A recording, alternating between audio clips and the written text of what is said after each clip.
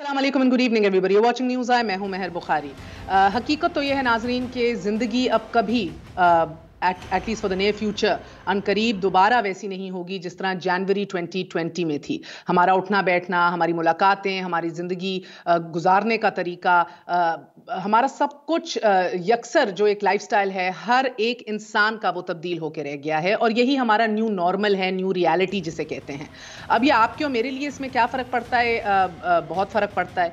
सवाल ये उठ रहे हैं, न्यू नॉर्मल है क्या? क्या इसका मतलब है कि अब बायोमेट्रिक सर्विलेंस जो है वो हमें हर जगह दिखाई देगी मज़ीद? क्या एक तरफा साइड वॉक्स होंगे हर जगह? क्या अगर मूवी देखने भी जाएं सिनेमा में, थिएटर के अंदर, तो क्या तगड़े से मेडिकल ग्रेड के फेस शील्ड्स मुंह के ऊपर लगाने होंगे? क्या virus proof sterilize body suits पहन के एक दूसरे से सोशल डिस्टेंसिंग इख्तियार करते हुए गुफ्तशनीद करनी पड़ेगी और मुलाकातें करनी पड़ेंगी? क्या यही हमारा न्यू नॉर्मल होगा अब? क्या बहुत से लोगों ने अपनी हाउस हेल्प को छुट्टी दे दी है, मुलाजमीन घर चले गए हैं, सिर्फ जो घरों में रहते हैं वो उधर मौजूद हैं। रोबोट क्लीनर्स और सर्वर्स अब हमें देखेंगे हम जदीद मुल्क के अंदर, the post covid new normal.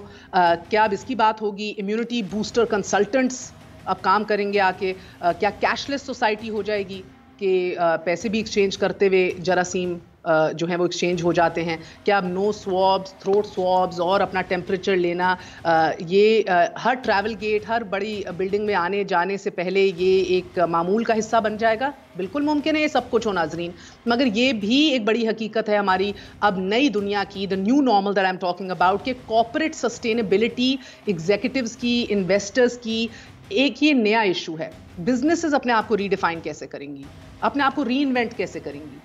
Small medium enterprises, entrepreneurs, businessman, वो अब हाथ पे हाथ बैठे तो नहीं रह सकते। घर का खर्च भी चलाना है, एक दफ़ा फिर इकोनॉमिक साइकिल को फिर रिवाइव करना है। सो ये वो सब चीज़ें हैं कि जब अब बैठ के बारहा सोचना पड़ेगा, हुकूमती सतह के ऊपर भी, तजारती सतह के ऊपर भी, मुआशी सतह के ऊपर, और मिल बैठ के ही ये फैसले लेने पड़ेंगे यकजहती के साथ, वरना मुईशत के लिए खात्मे बदहन मज़ीद और बुरे दिन आने वाले हैं। जिस तरह हफीज़ पाशा साहब ने भी हमारे शो में कहा, वो तो -6 और 7 के अंदर 7% हमारा GDP होते देख रहे हैं। नाज़रीन, national command and operation centre ने मुल्क में कोरोना वायरस के फैलाव की रोकथाम के लिए आयद की गई लॉकडाउन के अंदर कुछ नरमी के ऊपर आज तबादला ख्याल किया है। बहुत सी चीज़ों के ऊपर कंसेंसस भी बिल्ड हुआ है, क्योंकि कल वज़ीर आज़म पाकिस्तान ऑफिशियली मीटिंग होल्ड करेंगे जिधर वो फैसले करेंगे कि अब ये नरमी जो है लॉकडाउन में ये किस तरह इख्तियार की जाएगी, किस हद तक लेके जाई जाएगी, और आने वाले दिनों के अंदर कौन कौन सी बिजनेसेस खोली जाएंगी, और ईद भी सर पे खड़ी है, उसके लिए कौन कौन से इकदामात उठाने हैं। सिफारिशात के मौसर कवायद और ज़वाबित जो SOPs हैं, एहतियाती तदाबीर हैं, उनके अमल दरामद यानी कि इम्प्लीमेंटेशन के बाद बैनुल सूबाई ट्रांसपोर्ट की बहाली, तामीराती शोबे का दूसरा मरहला, और साथ साथ ख़रीदारी मराकज़ खोलने और कैपिटल यानी कि इस्लामाबाद में दीगर मुख्तलिफ महकमों को फ़ाल करने के हवाले से भी आज बात हुई है। सो द फैक्ट रिमेन्स कि as we speak right now, अभी भी जब मैं आपसे मुखातिब हूँ, आप घरों में बैठे हैं होपफुली, तो हम एक ऐसे पॉइंट की तरफ जा रहे हैं जिसको इन्फ्लेक्शन पॉइंट कहते हैं इस क्राइसिस के अंदर, जहाँ बड़े सैवी इन्वेस्टर्स हैं, फंडामेंटली वो अपने बिजनेस को रीअसेस कर रहे हैं, अपनी इकोनॉमिक, एनवायरमेंटल, अपनी सोशल और गवर्नेंस फैक्टर्स को एडजस्ट करने की कोशिश कर रहे हैं इस न्यू नॉर्मल के अंदर, जो अब हमारी ज़िंदगी है by the way. So let's keep this new normal in mind. बात करने की कोशिश करेंगे, और आज से इंशाल्लाह ताला हम कोशिश करेंगे 1, 2, 3 मुख्तलिफ इंडस्ट्रीज से, मुख्तलिफ बैकग्राउंड से लोगों को अपने शो का हिस्सा बनाएं, उनसे पूछें कि उनकी बिजनेसेस, उनकी ज़राए आमदन किस तरह मुतासर हुई है, वो अपने आप को री इन्वेंट करने के हवाले से क्या सोच रहे हैं, उनने क्या प्लानिंग की है इस हवाले से, क्योंकि बहुत सी ऐसी इन्वेस्टमेंट फर्म्स हैं as we speak right now जो मॉडिफाई कर रही हैं अपनी स्ट्रैटेजीज़ को, और वैल्यूएशन मॉडल्स अपने सामने रखे हुए हैं लॉन्ग टर्म के अंदर भी इस पेंडेमिक के लिए, and there is no other way out. ये करना ही करना होगा। हुकूमत तो अपनी सतह के ऊपर करेगी, मगर ये इंडिविजुअली भी हम सबको करना होगा, बिकॉज ऑफ कोर्स इसके अंदर स्कूल्स भी एक बहुत बड़ा हिस्सा है। स्कूलिंग कैसे होगी बच्चों की? अब ताहियात होम स्कूलिंग तो हम करने से रहे, यकीन माने मैं समझ सकती हूँ आपका दुख और दर्द, हम भी होम स्कूलिंग कर रहे हैं, घर में रो पिट रहे हैं, मगर ये कितनी देर तक कंटिन्यूड रहेगा? जिधर फीसें भी भर रहे हैं, होम स्कूलिंग भी कर रहे हैं, और अच्छी कर रहे हैं कि नहीं कर रहे, बच्चों का मुस्तकबिल जो है वो तो दाव पे नहीं लगाया जा सकता। कहीं ना कहीं तो एहतियाती तदाबीर इख्तियार करते हुए स्कूलों को भी बहाल होना पड़ेगा। किस तरह होंगे, फीस स्ट्रक्चर क्या होगा? एक बहुत बड़ी यूनिवर्सिटी लाहौर के अंदर है, उसने अपने डबल ट्रिपल कर दी है अपनी फीस। उसके ऊपर एक और आम मचा हुआ है इधर के ऐसी सूरत हाल में जब 2 वक्त की रोटी मुश्किल हो रही है लोगों के लिए, किस तरह फीसें डबल हो रही हैं इन यूनिवर्सिटीज़ की। स्कूल्स ने बहरहाल कट्स किए हैं, मगर ये प्रिंसिपल्स, ये टीचर्स, ये एग्जीक्यूटिव्स, ये एंटरप्रेन्योर्स, ये क्या सोच रहे हैं? We will include this in today's show and going forward from here. Of course huge layoffs भी हम देख रहे हैं आने वाले दिनों के अंदर। बेरोजगारी देख रहे हैं, आपने सुना होगा असद उमर साहब ने फिगर भी दिया है कि 1 करोड़ 80 लाख लोग जो हैं वो अपनी नौकरियों से हाथ धो बैठेंगे आने वाले दिनों के अंदर। ऑनलाइन मीटअप्स होंगे, शॉपिंग जो है वो भी अब ऑनलाइन होनी पड़ेगी। किस तरह करेंगे? पब्लिक ट्रांसपोर्ट एक बड़ा की फैक्टर है जो मुकम्मल तौर पे जिसको तब्दील करना पड़ेगा हमें अपनी सोच के हवाले से, एहतियाती तदाबीर के हवाले से। Right now there is no public transport. आज जो CNOC की मीटिंग हुई जिसको असद उमर साहब चेयर कर रहे थे, उसमें मेरी मालूमात के मुताबिक आज मुराद अली शाह तो कोई 25-26 मिनट बोले इन इशूज़ के ऊपर, तफसीली गुफ्तगू की। और हमारे चीफ मिनिस्टर बुज़दार साहब जो हैं पंजाब के, उन्होंने फ़कत 5 मिनट बात की होगी, probably not more of N input that he could offer. इसी तरह महमूद खान साहब ने भी 4-5 मिनट की बात की। बलूचिस्तान की तरफ से चीफ मिनिस्टर मौजूद नहीं थे मगर इट गोज ऑन टू से कि लीडरशिप कितनी हैंड्स ऑन है इस क्राइसिस के अंदर। But we gonna take a very short break. वक्फे के बाद फिर हाजिर और आपको ये भी बताएंगे एशियन डेवलपमेंट बैंक ने कौन से खौफनाक अदाद-ओ-शुमार पेश किए हैं जो वज़ीर आज़म को दे भी दिए गए हैं। But after very short break खुश आमदीद कहेंगे हम मोहम्मद ज़ुबैर साहब को। गवर्नर सिंध भी रह चुके हैं, PMLN के सीनियर रहनुमा हैं, बिजनेसेस को बेहतरीन तौर पर समझते हैं क्योंकि कॉर्पोरेट सेक्टर का हिस्सा भी रह चुके हैं। कवल शौज़ेब हमारे साथ होंगी तहरीक इंसाफ की जानिब से। And we are going to speak to Khurram Khan साहब जो इस्लामाबाद रेस्टोरेंट एसोसिएशन के प्रेसिडेंट हैं, and young gentleman Fahad Qadir साहब, उनसे भी बात करेंगे। After very short break, stay with us on news आई।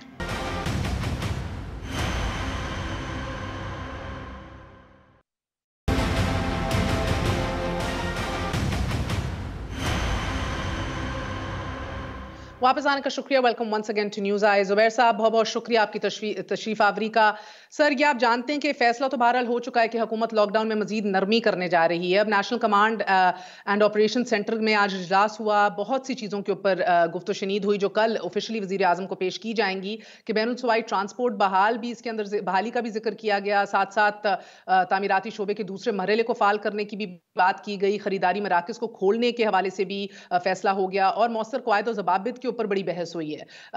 मगर सर मुझे बताइए कि पीर को जो पार्लियामान का इजलास है, ऑपोजिशन ने भी मौजूद होना है। अगर कल ये नरमी का हतमी फैसला वजीर आजम ने खुद ले लिया तो फिर मंडे को आप लोग क्या करने जा रहे हैं?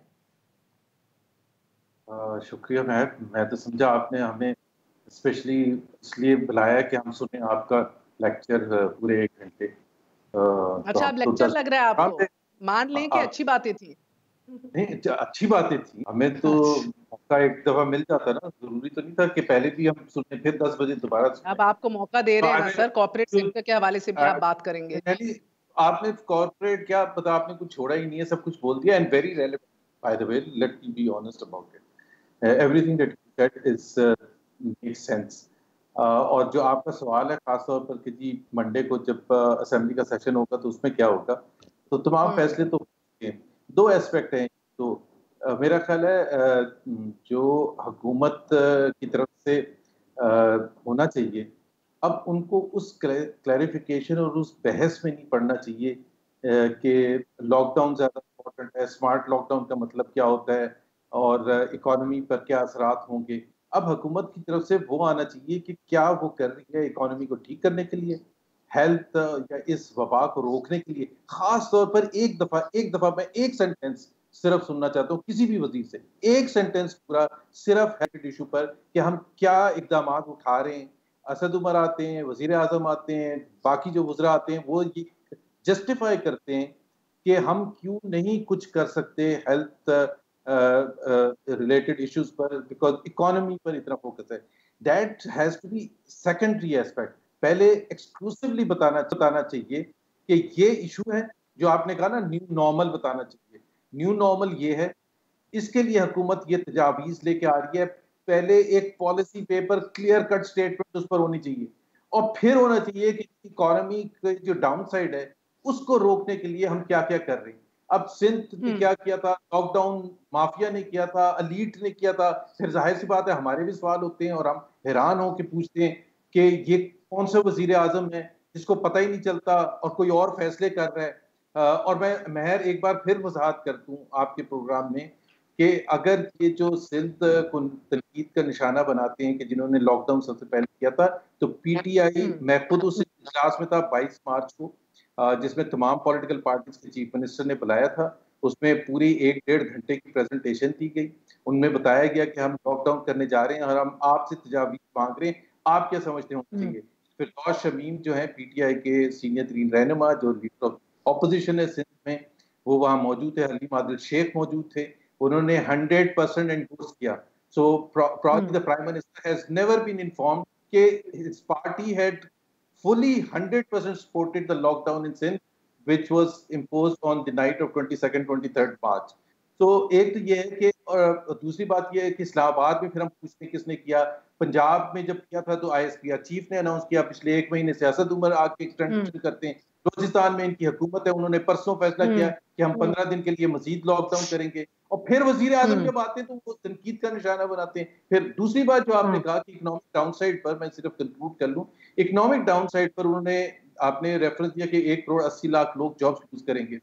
पिछले 20 महीने में, हाँ, हम पिछले 20 महीने में चीखे मारते रहे हैं कि इतने लोग नौकरियां लूज कर रहे हैं, इतने लोग गुर्बत की लकीर से नीचे जा रहे हैं। आपने एक भी कभी स्टेटमेंट नहीं सुना होगा कि ये सच है या नहीं है। लेकिन अब कोरोना का इस्तेमाल करते हुए वो सारा मलबा जो है वो अपनी नाअहलियत का, इनकॉम्पिटेंस का, लैक ऑफ कैपेसिटी का, वो उस पर डाला जाएगा। ठीक है, हालांकि ज़ुबैर साहब, इससे पहले कि मैं आपसे ये पूछूं, कपिल भी हमारे साथ लाइन पे है, मगर सर यू डू रियलाइज कि पूरी दुनिया के अंदर गवर्नमेंट इंटरवेंशन एक बहुत कलीदी किरदार अब अदा कर रही है। ग्रेटर स्क्रूटनी भी बिजनेसेस की अब इसके साथ नथी है ऑफ कोर्स। तो हुकूमतें जो है राउंड ऑल आप देख रहे हैं ट्रिलियंस पंप अप कर रही हैं अपनी इकोनॉमीज के अंदर डायरेक्टली। इंटरेस्ट रेट्स को भी स्लैश किया जा रहा है, दीगर और फॉर्म्स ऑफ इकोनॉमिक स्टिमुलस जो है उसको भी एम्प्लॉय किया जा रहा है, मॉनेटरी स्टिमुलस कह लीजिए आप। तो हुकूमतें जब स्टेप अप कर रही हैं सर्व करने के लिए, सेव करने के लिए प्राइवेट सेक्टर को, of course the means that they choose will be different. आपको लग रहा है कि इसके ऊपर एक संजीदगी, आपने दुनिया का एग्जांपल दी ना, तो दुनिया में आपने इटालियन प्राइम मिनिस्टर को सुना, फ्रेंच प्राइम मिनिस्टर को, या जिसको, तो वो एक्सक्लूसिवली इस वबा को कंटेन करने की पहले चंद हफ्तों में बातें कर रहे थे। इस वबा को कंटेन, ये एकदम, ये एकदम, ये एकदम, कोई बहस नहीं छेड़ रहे थे कि इटालियन प्राइम मिनिस्टर आगे कह रहे कि जी इकोनॉमी का क्या बनेगा, देखें जी अगर हम ये करेंगे तो क्या होगा। और दूसरी बात ये कि आपने फैसला करना था ना, हमने तो नहीं फैसला करना था। Punjab was exclusively yours, Islamabad was yours, KP was yours, Balochistan was yours. तो आप मॉडल हमें बताते कि देखें जी ये हमने किया और ये इसके पॉजिटिव रिजल्ट्स हैं। आप बिल्कुल अपने आप को ये बता रहे कि आप यरगमाल हो गए हैं। तो मुझे जो आप इकोनॉमिक स्टिमुलस पैकेज या फ्यूचर में इकोनॉमी को मैनेज करने के हवाले से कह रहे हैं, जो अच्छे हालात में पहले 9 महीने में इस फिस्कल ईयर के तबाह करके बैठे हुए थे, वो इस बुरे हालात में मुझे तो कोई उम्मीद नहीं है कि ये कुछ कर सकेंगे। जी, कंवल शौकत साहिबा, आपने बात जी फरमाइएगा बीबी। ये बहुत 2008 फाइनेंशियल क्राइसिस का जो मुआशी नुकसान हुआ था उससे बढ़कर ये धचका कहा जा रहा है कि अब ये लगने जा रहा है। तो नेचुरली इकोनॉमीज को रेगुलेट करना है आपने, नेशनलाइज करना है चीज़ों को, इक्विटी शेयर्स आपने एक्सप्लोर करने हैं, लोन्स प्रोवाइड करने हैं, रेगुलेट करना है, क्या करना है, ये सारे फैसले अब हमें देखने हैं। बिकॉज दीगर ममालिक के अंदर ये फैसले अब लिए जा रहे हैं। मगर बड़ा वैलिड पॉइंट है ज़ुबैर साहब का, ये फैसले आफ्टर द फैक्ट के जानी नुकसान को महदूद कर लिया गया, लोगों की जिंदगी को बचा लिया गया। जिंदगी के बाद जान और जिंदगी और जान के बाद माल है ना। तो आप लोगों का फोकस आज माल पे ज्यादा दिखाई दे रहा है, जिंदगी और जान पे नहीं दिखाई दे रहा। ये बड़ा एक सेंसिटिव नर्व है ऑपोजिशन की। Thank you very much Mehr. Sorry technology ने आज हमें थोड़ा सा काफी तंग किए रखा है, बट एनी हाउ देखिए बात सुनिए, जुबैर साहब का ताल्लुक जिस क्लास से या बाकी जो बात कर रहे हैं उनके लिए जाहिर है वो ये बात कह सकते हैं कि जान जो है वो पहले आएगी और माल बाद में आएगा। जिनके पास माल नहीं होता और उनके पास सिर्फ जान ही जान होती है, अगर उनको आप भूखा रखें ना तो जान भी नहीं रहती है। तो ये जिस तबके की बात हो रही है वो पाकिस्तान में बढ़ता जा रहा है, जो जिसको बिलो पॉवर्टी लाइन ये कह रहे थे और काफी दिनों से एक बता रहे हैं कि जी हम ड्रम बीट कर रहे थे जिसके कोई स्टैटिस्टिक्स या फिगर्स नहीं आ रहे थे, अब तो आपके पास रियलिस्टिक फिगर्स आ रहे हैं जो दिए जा रहे हैं और बावजूद जराए के साथ या जो सर्वेज हो रहे हैं उसके थ्रू आ रहे हैं।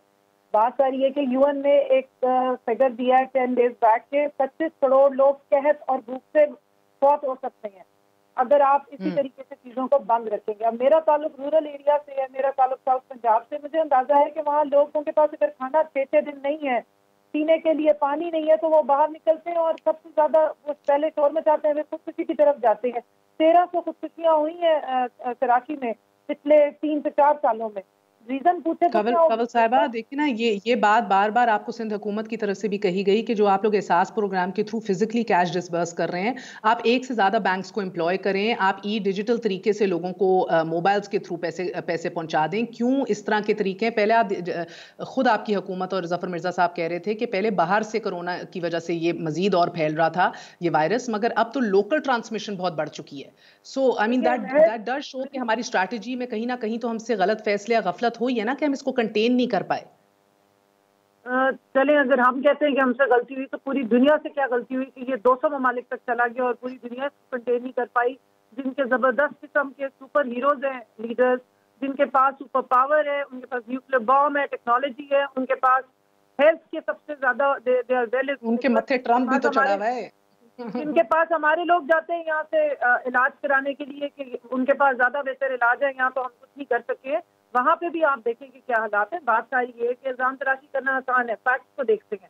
Coming back to the point, हुकूमत हमें सजेशन दे रही है कि प्राइमरीली उनका अपना काम है 18th अमेंडमेंट जिसके लिए वो इतना ड्रम बीट करते हैं 101 उसकी शिकें जिनमें हेल्थ और एजुकेशन डिवॉल्व चले लेट्स टॉक अबाउट, ठीक है, I don't want to get into आपने जो ट्रांसफर की बात की, मैं सिर्फ इससे पूछना चाह रही हूँ कि 8 अरब का इन्होंने पैकेज अनाउंस किया और 2 लाख कहते हैं कि हमने राशन दिए हैं। आज की रिपोर्ट है एक और चैनल की कि चंद यूसीज में लोग गए और जाके चेक किए जिनकी लिस्टें उन्होंने इश्यू कर दी कि इनको हमने राशन पहुंचा दिया, वो कहते हैं कि एक दाना नहीं हमें मिला है। तो अगर ये इतनी सजेशन उस गवर्नमेंट को देने की कोशिश करें। चले कंवल साहिबा, मैं नहीं चाह रही कि मैं इन डिटेल्स के अंदर पढ़ूं, मैंने इसीलिए आज पीपल्स पार्टी भी हमारे साथ नहीं है पैनल के अंदर, हम न्यू नॉर्मल डिस्कस कर रहे हैं, वे फॉरवर्ड डिस्कस करना चाह रहे हैं। देखिए अब तो हम देखेंगे कॉन्टैक्ट फ्री इकोनॉमी पूरी दुनिया में हम देखेंगे, और गो के बहुत आसान है अचीव करना, शायद डिजिटल कॉमर्स की आप बात कर लें, टेलीमेडिसिन की बात कर लें, ऑटोमेशन की बात कर लें, but what about those fields जिधर कॉन्टैक्ट फ्री काम नहीं हो सकता। इसीलिए सबसे पहले आज हम खुशामदीद कहेंगे इसी हवाले से खुरम खान साहब को, president Islamabad restaurant association IRA हमारे साथ मौजूद हैं। We will talk to different experts, entrepreneurs, people from different backgrounds आने वाले दिनों के अंदर, हफ्तों के अंदर एज वेल, कि वो किस तरह री इन्वेंट करेंगे अपनी बिजनेसेस को, अपने काम को, वो क्या करना चाह रहे हैं exactly. And to begin with Khurram, बहुत बहुत शुक्रिया आपका हमारा साथ देने को। खुरम साहब, ये बदकिस्मती है शायद कि हॉस्पिटैलिटी सेक्टर जो है वो उसको कोई मिनिस्ट्री पेट्रोनाइज नहीं करती, कोई एज ए इंडस्ट्री इसको रिकग्नाइज नहीं किया जाता, not even under the tourism industry ministry of sorts. मगर ये इससे नतीजतन मिसमैनेजमेंट भी हमने देखी है, हैपहैज़र्ड फैसले भी हमने देखे हैं, और बेरोजगारी इधर मिलियंस के अंदर है अनस्किल्ड लेबर की। तो पिछले 1-1.5 माह में आप लोगों ने क्या सफर किया है? एज ऑफ राइट नाउ आप लोग तनख्वाहें देने के हवाले से सेट हैं? जी अस्सलाम वालेकुम, मैं बहुत शुक्रिया आपको मुझे शो में शामिल करने का। जी बिल्कुल, आपने बिल्कुल ठीक कहा कि हमारी इंडस्ट्री के थोड़े से डायनामिक्स अगर मैं आपको ब्रीफली बता दूं कि हम तकरीबन अगर रेस्टोरेंट इंडस्ट्री, केटरिंग इंडस्ट्री और गेस्ट हाउसेज इकट्ठे हो जाएं तो we have created around 8 to 10 million jobs, और हम हर साल जो है तकरीबन 1.5 लाख जॉब जो है वो क्रिएट करते हैं। और आपकी बात बिल्कुल सही है कि हमें आज तक कभी इंडस्ट्री नहीं गिना गया, और लोग सिर्फ अगर रेस्टोरेंट इंडस्ट्री का मैं रेवेन्यू करूं तो 1 ट्रिलियन से ऊपर का रेवेन्यू जो है हमारी कंट्रीब्यूशन है इन दी इकोनॉमी। तो ये जो रिलीफ दिए जा रहे हैं, हमने हमारी हमाद अजहर साहब से जो मिनिस्टर इंडस्ट्रीज से मुलाकात हुई थी, उन्होंने हमें यकीन दहानी दिलाई है कि प्रोसेस शुरू हम कर देते हैं to include us into the industry, which is obviously going to take little time. चलें, कहीं से शुरुआत तो शुरू हुई, बट मुश्किलात जो आपने कहा एम्प्लॉयज़ की अनएम्प्लॉयमेंट, देखें मैं पहले भी शोज में कह चुका हूँ कि इस कोविड-19 से अल्लाह ताला हमें निजात पूरी दुनिया को जल्दी दिला दे। अगर हम ये महीना ये भी गुजर जाता है तो उसके बाद जून के अंदर 50% रेस्टोरेंट्स ऐसे होंगे जो दोबारा ओपन ही नहीं हो सकेंगे। और अभी एज ऑफ नाउ तो सर ये जो 85 हुकूमत ने आपको ऑफर किया है कि आप लोगों को लोन्स मिल सकते हैं, कोलैटरल रखवा के आप लोन लीजिए, तो isn't that working out for you? जी देखें, वो लोन बिल्कुल आपकी बात ठीक है, बट वो loan is based only on the salaries. उससे लोन हम अपना कोलेट्रल जमा करवा के एक कर्जा हुकूमत से लें जो 3 महीने बाद इसकी पेमेंट शुरू होगी, just to pay our salaries. But business retain करने के लिए देखें, सबसे बड़ा हमारा जो मसला है आज की तारीख में, मेरा अपना एक रेस्टोरेंट है मालम रोड पे, मेरे लैंडलॉर्ड ने कल जो मेरे से अल्फाज इस्तेमाल किए, उन्होंने कहा आप नहीं दे सकते तो आप अपना सामान उठाएं और दफा हो जाए। These were his words। तो खुदारा किराए कहाँ से देंगे? जो लाखों में किराया, देखिए रिलीफ कहीं से नहीं दिया जा रहा। जो इलेक्ट्रिसिटी का गवर्नमेंट ने अनाउंस किया 5 kVA तक के जो लोड्स हैं उनका वो 3 महीने के लिए बिल पे करेंगे, जिसमें कोई भी रेस्टोरेंट नहीं आता। देखिए एक 5 kVA का लोड होता है एक दुकान का, जिसमें 2 से 3 एम्प्लॉयज हैं। एक रेस्टोरेंट में ऑन एवरेज जो है 50 से 80 एम्प्लॉयज होते हैं। जो बड़ा काम, जो ज्यादा एम्प्लॉयमेंट क्रिएट करे, उनके लिए कोई रिलीफ नहीं है। फिर हम आज कर्जे ले लेते हैं। सर मैं पढ़ रही थी तकरीबन 10 मिलियन लोग वाबस्ता हैं इससे, और शायद इसको industry as an industry recognize कर भी लेना चाहिए अब। और ये वो शायद वो क्लास है, सबसे मोस्ट डिजर्विंग क्लास है ह्यूमन रिसोर्स के ऊपर आपके तमाम तरह ऑपरेशंस चलते हैं। तो मे बी शायद अगर आप रीच आउट करें, आप इन कोलैटरल के हवाले से जो 40-40 दिन लग रहे हैं, मजीद टाइम लग रहा है, एनओसीज आपको लेनी पड़ती हैं, 3% लोन स्कीम आपको एसएमईज के लिए हुकूमत ने ऐलान किया एम्प्लॉयज को। और इसके ऊपर सर मैं देख रही थी आपके असासे, फाइनेंशियल स्टेटमेंट्स, एनओसीज, ये सब कुछ लेते लेते 40 दिन लग जाते हैं। तो कहीं आपने बात की हुकूमत से कि कहीं ना कहीं इस टाइम को रिड्यूस कर दिया जाए, विद इन 1 वीक आप लोगों के लोन्स अप्रूव हो जाएं? जी बिल्कुल जी, हमने एक प्रपोजल जो है all Pakistan restaurant association, Lahore restaurant association और इस्लामाबाद रेस्टोरेंट एसोसिएशन ने मिलके पीएम साहब को भी लिखा है, secretary industries and finance and minister industries and minister finance को हमने लिखा है। अभी we are still waiting for the reply on that. और यही कि हमारे लिए आसानियां पैदा की जाए। और एक अपील जो हम बार बार कहते जा रहे हैं कि लैंडलॉर्ड्स को अपील की जाए कि देखें, जब हमारा कारोबार नहीं चल रहा तो उनका भी वो कारोबार है जो है रेंट कलेक्शन का। तो जब हमारे पे शटडाउन है तो उन पे शटडाउन क्यों? उनके मीटर चले जा रहे हैं, they are asking for their rentals. धमकियां शुरू हो गई हैं काफी ज्यादा, और अब बहुत ज्यादा मुश्किलात शुरू हो गई हैं कि बहुत से लैंडलॉर्ड्स जो हैं अपने टेनेंट्स को कोर्ट्स में ले जाना शुरू हो गए। ठीक है सर। तो रिकमेंडेशंस के हवाले से आप जरूर हमें जल्दी से जरा आगाह कर दीजिए। मैंने वक्फा लेना है कि आप क्या चाह रहे हैं। सेल्स टैक्स जो है वो डिफर कर दिया जाए, आपका इलेक्ट्रिसिटी अदर यूटिलिटीज को खर्चे डिफर कर दिया जाए। वो have you worked on at something? जी बिल्कुल, हमने अपनी अपील जो पीएम साहब को लेटर लिखा है, खान साहब को, उसमें अपील में डाला है कि हमारे सेल्स टैक्स फिलहाल जब तक लॉकडाउन है और कोविड-19 है वो डेफर किए जाए। उसके बाद जो है हमें सेल्स टैक्स में जो है रिलीफ मिला जाए। इस्लामाबाद के अंदर 7.5% है, इसी तरह पंजाब और एसआरबी के अंदर सिंध में भी होना चाहिए, with the provision of taking input. उसके अलावा इलेक्ट्रिसिटी रेट्स जो है रेस्टोरेंट को इंडस्ट्रियल रेट्स लगने चाहिए। दूसरा, रेंटल्स की एक रेंटल कमेटी बननी चाहिए जो पाकिस्तान में आज तक नहीं बन सकी, कि एक एक दुकान का किराया जो है 12-12, 14-14 लाख रुपए। कुछ ऐसे रेस्टोरेंट्स हैं इस्लामाबाद में, आई वोंट टेक नेम, जो 29 से 30 लाख रुपए किराया दे रहे हैं और रेवेन्यू उनका आज जीरो हुआ हुआ। तो बहुत बहुत शुक्रिया। कमेटी बननी चाहिए। ठीक है खुरम साहब, बहुत बहुत शुक्रिया। हम आपसे राब्ते में रहेंगे इंशाल्लाह, because you know in the hospitality sector we looking at 10 million लोगों की वाबस्तगी और रोजगारी हम देख रहे हैं शोबे से वाबस्ता, जिसकी अभी तक कोई ओनरशिप नहीं है किसी मिनिस्ट्री के हवाले से भी। सो एक छोटा सा वक्फा लेते हैं, वक्फे के बाद फिर हाजिर होंगे एंड ये भी जानने की कोशिश करेंगे कि ये कॉन्टैक्ट फ्री इकोनॉमी के अंदर इस तरह के लोग किस तरह सर्वाइव करेंगे। After very short break.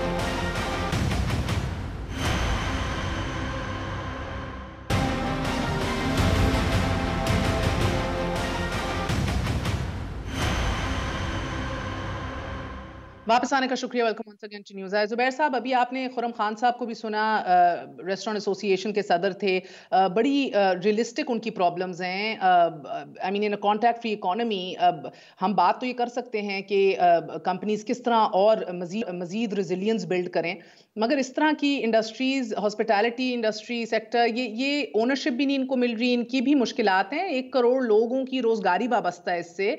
क्या आपको लगता है कि इस तरह ब्रेकअप करके करके डिफरेंट सेगमेंट्स एंड इंडस्ट्रीज को इनके लिए ईज ऑफ बिजनेस, अब पहले बहुत बात होती है, इमरान खान साहब ने की है कि हमारे पॉइंट्स जो है वो मजीद बेहतर हो ईज ऑफ डूइंग बिजनेस के अंदर, but do we need to look at it all over again in today's reality? आपने on a serious note, आपने जो शुरू में तमहीद बांधी थी, that was probably the most relevant so far in all the talk shows जब से ये वबा आई है, और खास तौर पर lately as we go into the next phase कि ये तो हमने सब देख लिया क्या होता है, और new normal has to be defined. अब न्यू नॉर्मल जब आप डिफाइन करते हैं तो फिर I would suggest, this is one of the things that I suggest to my parliamentary leadership as well, कि हुकूमत को वो जो लड़ाई झगड़ा तो एक होता रहेगा, बट आई थिंक ये न्यू नॉर्मल को वर्क करने के लिए सेक्टर बाय सेक्टर एक कमेटी बनाई जाए, और जो वुज़रा हैं उनका जो इकोनॉमी रिलेटेड वुज़रा हैं उनको इकोनॉमी पर ही फोकस करने दिया जाए। This is very very important, let me tell you, because I think अगर हम ये बार बार बहस कर रहे हैं, और बहस होनी भी चाहिए कि इकोनॉमिक डाउनसाइड क्या है, और सेक्टर बाय सेक्टर जब तक आप कॉम्प्रिहेंसिवली नहीं देखेंगे और पार्लियामेंट्री कमेटीज नहीं बनाएंगे उसको देखने के लिए कि हाउ बेस्ट टू सपोर्ट, आपने जिस तरह का दुनिया भर में हुकूमतें जो हैं वो इंटरवेंशन कर रही हैं, और इंटरवेंशन करनी भी चाहिए, और पाकिस्तान में भी करनी चाहिए, in order to support the continuation as much as possible. और उसमें जो न्यू नॉर्मल में डिफाइन करना, जिस तरह मैं इटली का शायद सुन रहा था, ये स्पेन का सुन रहा था, कि उन्होंने रेस्टोरेंट्स को अलाउ किया 30% कैपेसिटी के हिसाब से लोग जा सकते हैं, और उसमें आप डिस्टेंस किस तरह से रखेंगे, 4 का जो टेबल है उसमें सिर्फ फैमिली वाले ही बैठ सकते हैं, so on and so forth. So I think very fast sector by sector they have to start working out.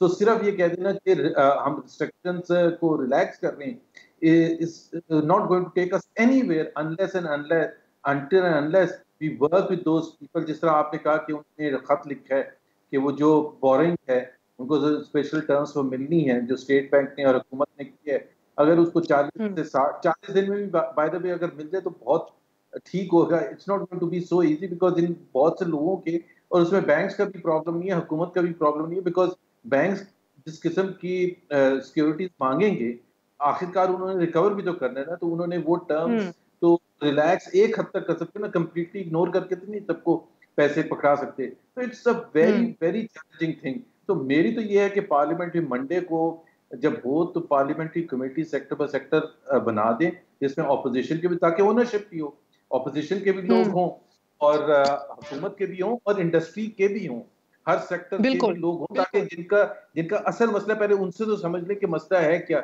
And then how much we can do to help the businesses come back to normal. So unfortunately हमें यही लग रहा है कि even though अभी जैसे Asian development bank की report जारी हुई है कि पंजाब में 1 करोड़ 12 लाख अफराद बेरोजगार हो सकते हैं, और रिपोर्ट में ये भी कहा है कि कोरोना वायरस से पंजाब को 23 खरब रुपए का नुकसान होगा। पंजाब हुकूमत वज़ीर आज़म सेक्रेटेरिएट को रिपोर्ट तो ये भिजवा दी है, मगर पंजाब में 3 दर्जे के लॉकडाउन के हवाले से इन लोगों ने ब्रेक डाउन दिए हैं। मुझे लगता है हम ये अरबों खरबों कैलकुलेशन से बाहर ही नहीं निकल रही है समझने के लिए कि हमें किस तरह इस न्यू नॉर्मल के मुताबिक अपने आप को रीडिफाइन करना है और डिसिप्लिन करना है अपनी कौम को, बिकॉज सबसे बड़ा मसला इस मुल्क का अनफॉर्चुनेटली यही है कि हम डिसिप्लिन नहीं है। जुबैर अगर आप मुझे इजाजत दें, मैं जी एक सिर्फ जिक्र कर दूं, डिसिप्लिन इज सो इंपॉर्टेंट। सो ये मैच करना कि देखें जी वो वेस्टर्न ममालिक में भी क्या हुआ, वो जो भी उनसे अच्छा हुआ बुरा हुआ, हमारे लिए अगर अली ज़ैदी एक मिनिस्टर टीवी पर कहते हैं कल मैं जा रहा हूँ चेक्स डिस्ट्रीब्यूट करने के लिए, गवर्नर सिंध कहते हैं कि जी मैं checks, why are you going? I mean that is the question that they should set the example. जो पब्लिक लीडर्स हैं they should set the example. तो आम लोगों से हम कैसे गिला शिकवा कर सकते हैं जब वहां जाके हम एक चेक बांटते हुए पूछ रहे हैं ये आपको पता है किसने भेजा है?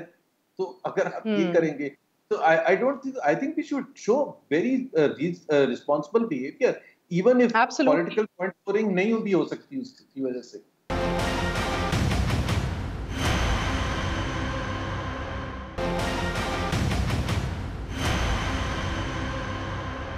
मैं फहद कादर साहब को खुशामदीद कहना चाहूंगी, डायरेक्टर पब्लिक अफेयर्स और कम्युनिकेशंस हैं कोका कोला के साथ, very young enterprising gentleman. Fahad, बहुत बहुत शुक्रिया आपका हमारा साथ देने को। और आप, मैं जानती हूँ ज़ाती तौर पे दुनिया के तूल अर्ज़ में फिरते रहते हैं, अपने काम के लिए कॉन्टैक्ट्स अपने बिल्ड करते हैं और ज़बरदस्त रिलेशनशिप्स बिल्ड करते हैं। तो मुझे नहीं लगता अपनी ज़िंदगी में आप इतनी देर घर बैठे होंगे जितने पिछले 1-1.5 महीने में बैठ चुके हैं। I do have a few questions for you Fahad. बताइएगा कि ऐसी सूरत हाल के अंदर जिधर हम न्यू नॉर्मल का जिक्र कर रहे हैं, एफएमसीजीज अपने आप को किस तरह रीइन्वेंट करेंगी और इस न्यू नॉर्मल को किस तरह एम्ब्रेस करेंगी? Thank you, you're absolutely right। ये तो घर पे बैठना for someone like me तो काफी डिफिकल्ट है, but jumping straight to it, मैं देखें एफएमसीजीज को इस वक्त बहुत एक क्रिटिकल सिचुएशन है। कुछ एफएमसीजीज तो डायरेक्टली अनफॉर्चुनेटली इस कोविड की बेनिफिशरीज हैं।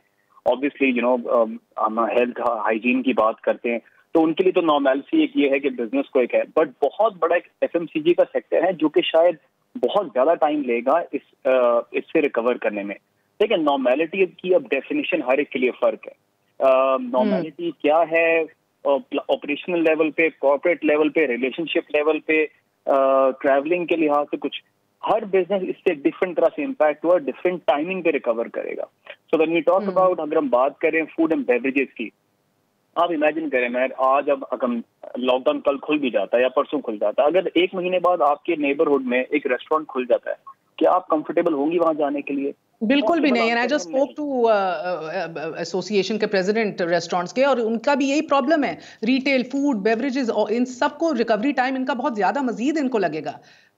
एग्जैक्टली, बट आप इमेजिन करें कि रेस्टोरेंट में तो चीजें वही सर्व करनी है जो वो बाकी कंपनी से लेगा। सो अगर वो मेरी कंपनी से या बाकी 3-4 कंपनी से ले रहा है, तो अगर उसका बिजनेस इम्पैक्ट हो रहा है तो मेरा भी हो रहा है।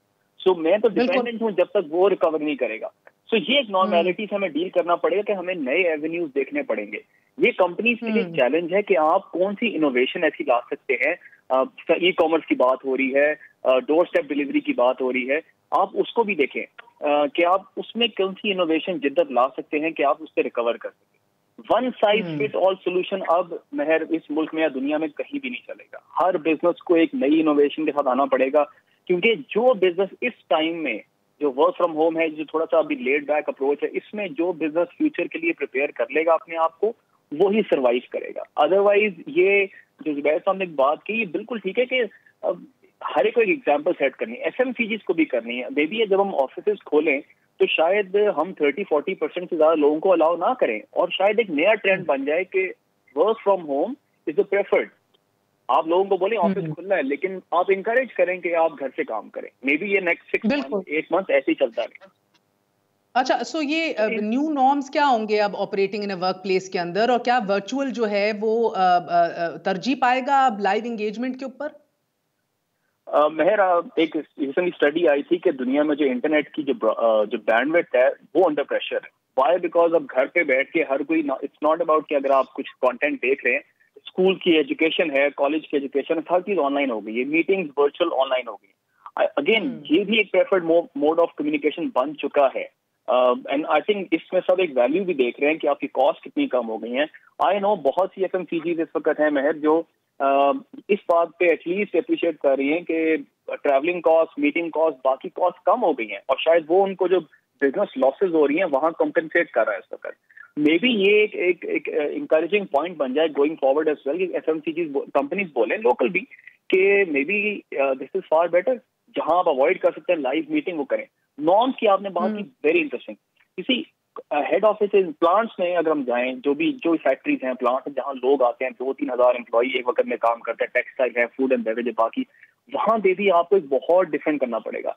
आपको नंबर ऑफ आवर्स रिड्यूस करने पड़ेंगे, आपको शिफ्ट बढ़ानी पड़ेंगी, आपको लोग कम करने पड़ेंगे, लोगों की टाइमिंग चेंज करनी पड़ेगी। Everything will completely change. आप उनकी हाइजीन का आपको ज्यादा ख्याल करना पड़ेगा, which is of course very good. Head office, corporate office में आपको अगर एक लेट्स से एक स्पेस में अगर 50 लोग बैठते थे, अब आपको वहां 20 से ज्यादा लोग बैठने नहीं चाहिए, प्रेफर्ड है। आप बाकियों को आप कहीं और एडजस्ट करें या वर्क फ्रॉम होम करें। अगेन आपको मिक्स एंड मैच करना। कुछ कंपनी में महर एक नया नॉर्म ये बन गया है कि टीम्स बन गई हैं, 10 दिन, एक हफ्ता 15 लोग आएंगे, नेक्स्ट अगले वीक में 15 लोग और आएंगे।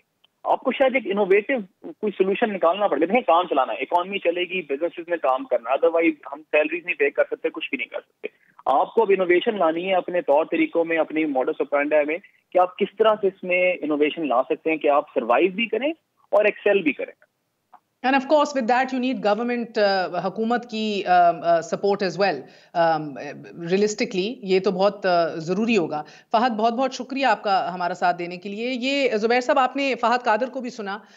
सो ये वो सारे इश्यूज़ हैं जिनको बहरहाल अब हमें डिस्कस करना होगा। कंवल शौज़ेब साहब, अगर आप हमारे साथ हैं तो मुझे बताइएगा, ये बड़ी सतह के ऊपर ऑन द लार्जर स्केल तो ये डिस्कशंस अब हमने स्टार्ट कर दी हैं, एंड एवरी डे इंशाल्लाह we will try to bring people from different backgrounds कि वो अपना इनपुट दें। मगर दैट बीइंग सेड, ये परचून की दुकान, पब्लिक ट्रांसपोर्ट, ये सब कुछ खोलने से पहले ये एहसास है हमें कि ये कितना बड़ा रिस्क हम ले रहे हैं in the absence of discipline? जी मेहर, बिल्कुल है एहसास, क्योंकि जो कल मीटिंग होगी नेशनल कोऑर्डिनेशन कमेटी की, जिसको वजीर आजम शेयर करेंगे, उसमें हर तरह के जो रिप्रेजेंटेशन है वो मौजूद है। चारों सूबाई चीफ मिनिस्टर्स भी होंगे, सारे अपनी अपनी जो अवामी नुमाइंदे होते हैं वो जाहिर है ग्रास रूट से आए हुए होते हैं, उनको काफ़ी चीज़ों का पता होता है। तो ये सारी चीजें मद्देनजर रख के ही पॉलिसी फाइनल जो है वो मगर आप नहीं देखा कि नादरा का ऑफिस जब खुला है तो किस तरह चढ़ा हुआ है, यानी कि आपने उलमा के सामने भी हुकूमतें स्टैंड नहीं ले सकी। आप लोगों ने देखा है कि किस तरह रिपोर्ट्स आ रही हैं कि किस तरह तरावी की इबादत के लिए सारे SOPs को नजरअंदाज किया जा रहा है। 15 से 20 मुख्तलिफ शहरों के सर्वेज हो चुके हैं और ये धड़ाधड़ हमारे पास रिपोर्ट्स आ रही हैं। कहीं स्टैंड लेने जोगी क्यों नहीं रहती है हुकूमत? देखिए, स्टैंड लेने का मतलब ये है कि यहाँ फौज को खड़ा किया जाए, जिनके पास बंदूक हो तो फिर लोग सुन ले। बात सारी डिसिप्लिन की कमी की तो है, इसमें कोई शक नहीं है, क्योंकि हमारा मुकाबला सिर्फ गुर्बत नहीं जहालत से भी है और अवेयरनेस ना होने से भी है। SOPs जो तय किए जाते हैं उस पर रिटन एग्रीमेंट्स होते हैं, लोग गारंटीज देते हैं, लेकिन जब मजमा इकट्ठा होता है और मॉब मेंटालिटी को इनकाउंटर करना मुश्किल होता है। मैंने अपने हल्के में जब राशन तकसीम करवाया, अल्टीमेटली फौज आ गई, इसलिए कि हमने जो सर्कल्स बनाए हुए थे कि 3 से 4 लोग एक टाइम पे लेंगे, उसको कोई फॉलो नहीं कर पा रहा था। तो ये अब आहिस्ता आहिस्ता टाइम के साथ मेरे ख्याल में लोगों को भी समझ आ जाएगी कि अगर उन्होंने सर्वाइव करना है कोविड-19 के साथ। बेहतरीन बात आपने की है कंवल शौज़ेब साहब का, बहुत बहुत शुक्रिया, बहुत बहुत शुक्रिया। ज़ुबैर साहब, आखिरी आपसे सवाल है। बेहतरीन बात की कंवल साहिबा ने कि गुर्बत नहीं जहालत का भी सामना है हमें। तो सर, जहालत से लड़ने के लिए तो हमें लीडरशिप की तरफ देखना है ना, कि कहीं आप लोग भी कोई पॉइज दिखाएं, एलिगेंस और ग्रेस दिखाएं, थोड़ी रहनुमाई करें हमारी, हमें गाइड करें इस अवाम को, तो वो क्यों नहीं नजर आती ऊपर? बैर इन फ्रंट ऑफ अस एक फैसला किया गया, प्रेसिडेंट ऑफ पाकिस्तान ने बुला के फैसला किया उलमा इकराम के साथ, और उसमें सबमिट किया गया, बिल्कुल कोई स्टैंड नहीं लिया गया, और ये कहा गया कि जी SOPs होंगे, 20 नुकाती प्रोग्राम। कभी हो सकता था? लाखों मसाजिद हैं पूरे पाकिस्तान में, कैसे इन्फोर्स किया जा सकता था? उधर उस हद तक तो कंवल बिल्कुल ठीक कह रही हैं। तो हमें तो खुद पता होना चाहिए था। डॉक्टर्स को वहां बिठा के उनसे क्यों नहीं लेक्चर दिलवाया गया था? ऑपोजिशन को बिठा के ओनरशिप क्यों नहीं ऑपोजिशन के साथ की? इसलिए मैं कह रहा हूँ कि अभी भी जो वक्त है, आइंदा जो लाया अमल है, और जो अभी कोक के जो एग्जीक्यूटिव थे उन्होंने कहा कि हर कंपनी के लिए डिफरेंट न्यू नॉर्मल है। So that is why I said sector by sector हमें करना चाहिए और बिल्कुल फर्म स्टैंड लेना चाहिए।